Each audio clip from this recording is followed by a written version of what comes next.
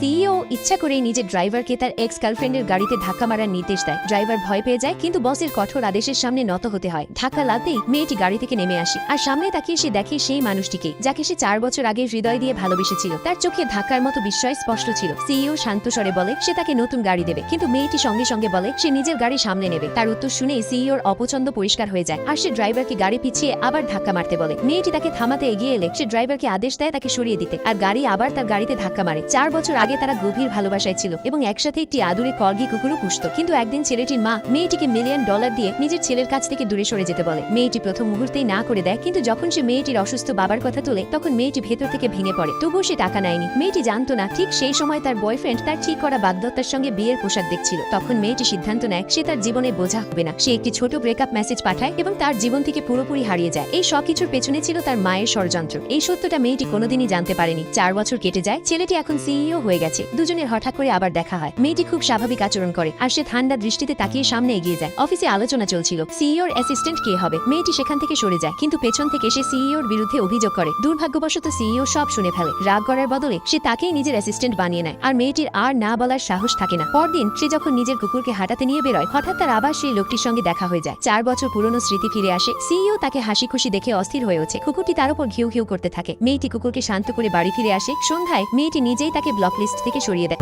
Like এবং subscribe করুন।